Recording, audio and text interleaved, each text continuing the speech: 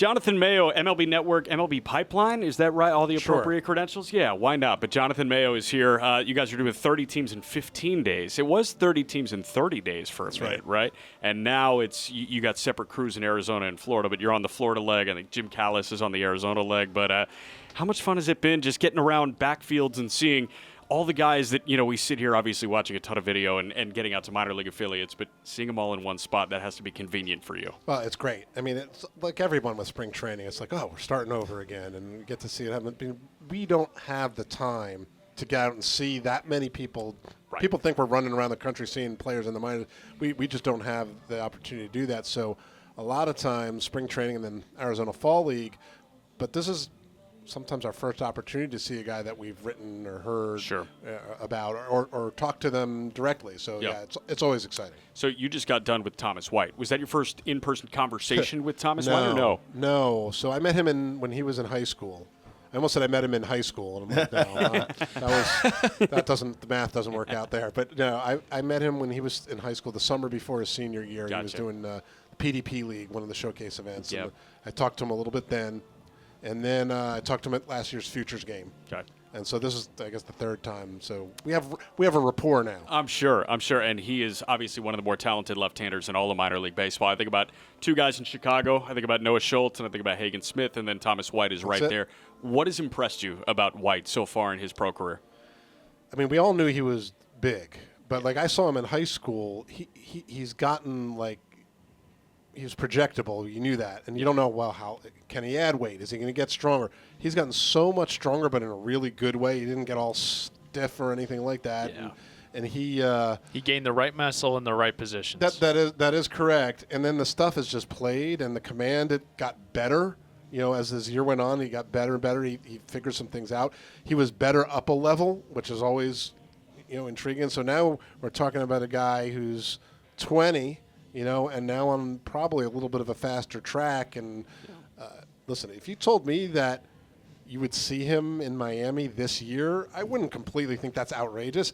I don't think there's going to be a need to do that. Yeah. But I could see him making it difficult because I don't see why he's not going to go out, and dominate Double-A. He's adding new pitches. He's working on. I'm like that shouldn't be fair. Yeah. So it's pretty impressive. Many of us have never witnessed what Peter Bendix did last year. I mean, trading away every single player that had value and bringing in all the young talent. It had to be fun for you because I'm sure you got calls galore from the network asking you who all these guys were that he was getting back in return. How fun was that for you, or how challenging was it for you, or how interested were you in what he was doing? Well, a little inside baseball, there's three of us to split up all the team top 30 lists. So Jim Callis does the Marlins top 30. It's fun bringing in players, especially because the system was a little thin. So he's like, please give me Starlyn Caba. Please give me Augustin Ramirez, and guys like that.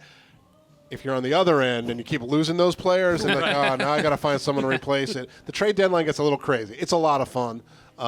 You don't often see a switch flipped that dramatically.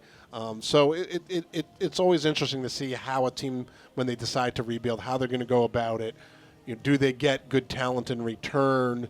And how is it going to work going forward? And then add in an added wrinkle here. Then you have a new group teaching new things and how to develop. Yeah. And it's really kind of a fresh slate for everybody. Without grading him at all, but did we get a lot of talent over here? Did we bring in a lot of really good pieces?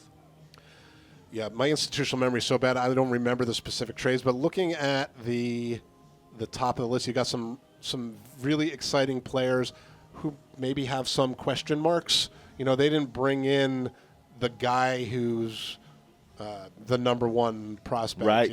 No, it hadn't worked. But when the White Sox made that trade, and they got Yohan Moncada, and I was like, Yohan Moncada's gonna be the guy. It shows you just never know. Right. But each of the guys that they brought in are interesting, and I like that they kind of stacked it. It's not all guys in AAA, which you might, we need to get better in a hurry here. They actually looked and said, well, we need some depth up and down the system, and they can get slotted in at different levels. A question for you, Jonathan, and I'm going to give you this because I can't imagine all of the prospects Make me put that my you have. glasses on. Yeah. But I do want to ask you this, man. is there a prospect that, like we talk about Thomas White, we know he's the prize jewel, right? Is there anyone in the shuffle that you think, hey, this was kind of sneaky? A Max Acosta, we've been talking about the trade with Berger, but is there anyone that maybe you see that is kind of being slept on? From the trade standpoint? Yes. How about Andrew Pintar? Sure. Arizona, yep. Yeah, We saw him belt a home run. Yeah, I mean, I've heard he's fresh in mind. I was talking to some folks about the farm system just a little while ago. I saw him in the Arizona Fall League.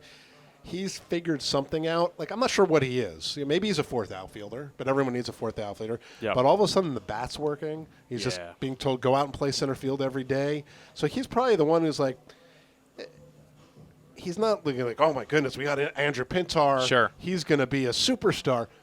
But if you told me that maybe he's better than you think and he's your starting center fielder for a while, I actually think that's possible. Oh, whoa. It's very cool. And I love the way that Peter went about it last deadline because, he had a great conversation with Kyle Seeloff right after the deadline. I think you guys were in Tampa. And Kyle asked a simple question. Hey, did you have a plan that you wanted to, amass upper-level minor leaguers, or did you deviate from a plan you initially went in, thinking, hey, let's grab a bunch of low-A, high-A guys and adjust? And he said, yeah, I mean, we adjusted. And I think you saw that with like a Robbie Snelling get, right? Who would have thought that Robbie Snelling would be available? So you've got guys in AAA like a Davison, like an Augustine Ramirez, like a Snelling, but you also have guys like Starlyn Caba. And I know a lot of people are very high on Caba. What's the 4-1-1 on Caba that Marlins fans should be aware of? He may be the best defensive shortstop you're going to see in a very long time. Cool. I know there have been some folks come through the Marlins who could play short. He could play probably shortstop in the big leagues right now. Wow. And it's not, sometimes the really young guys, like, they make the flashy plays, but the routine plays they're too worried about.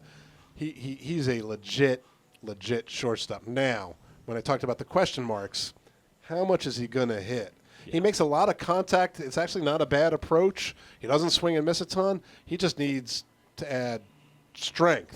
Jonathan Mayo, one more from me. Augustine Ramirez came back in that Jazz Chisholm deal. Obviously, Jared Serna is a guy that's on the 40-man as well, so that was a deep trade as well. But Augustine, a guy that looks like he's one of the better offensive catchers in minor league baseball. We saw him hit a ball 115 miles an hour the other day. I mean, the offense is no question. I met him. The handshake was he swallowed my hand. Absolutely nuts. But huge human being. I'm sure the question is, how's he going to develop defensively? But what have you liked at the bat, and what about the glove has you optimistic about Augustine? The bat's going to play. I mean, probably soon. It wouldn't surprise me if he gets a good amount of time this year. Like you said, he's a big guy. He doesn't receive super well. From what I heard, they're pretty pleased with the work that he's already put in here, where they think that he can do it at the big league level. In some ways, he would benefit from their being ABS now, right? Because you don't have to frame, you don't have to, as long as his hands work okay, and that's the main thing. And working with pitchers is probably more important than anything else. But when a guy's that big, you have to just worry that he can move well enough to be agile and block and things like that. And he's never going to be a Gold Glove kind of guy, but as long as he's sort of serviceable back there. Is it kind of like Gary Sanchez-esque, or is that way too as a catcher? No, I think that's probably not bad. And again, it's like different eras. It's like I was in New York when Mike Piazza was, and Mike Piazza was never going to, but he did things decently that people didn't realize. Yeah. He couldn't throw anybody out and things like that. So I think as long as you have someone who can work, take charge of a game and work well with pitchers. Pitchers call their own game half the time now anyway. Right. So it's just like as long as there's good rapport and he can block stuff and catch the ball, those are the main things. And anything else is bonus because I think he's going to hit. And, one of the things that was clear, you talk about sort of the moves that they made overall, is you want to develop up the middle players, right? So you have Ramirez behind the plate, you've got Caba at short, maybe Pintar's a center fielder. So you start looking at those spots. Those are the spots that are often hard to find impact kind of players. If you can find an impact up the middle player, that's what everyone's always looking for. It's the holy grail. Love it. Rod, you got one more? No, I'm good. You're good? I'm good. I'm well informed. Well, Jonathan, thank you so much. Where can we find your work? We know you're on MLB Network, but is there anything else you'd like to plug? MLB.com/pipeline. That's where all of our prospect stuff is, and our top 30 lists launch next week. Okay. I have no idea when this is running, so In an hour. Oh, beautiful. Next so, week. So you can look for the Marlins top 30 on Monday. Awesome. How Awesome. Well, about we need that? to make this a tradition. Every year, coming back, you got to jump on with us. If I'm here, I'm not always here, but if I'm here, absolutely. Okay. We'll Pleasure. grab Jim if not. Thank you so much. He's better anyway. Thank All you. right, Jonathan Mayo, everyone. Thank you again. Side Session, Stephen Strom, Jack McMullen, Rod Allen. We will talk to you on Sunday with Clayton's Corner.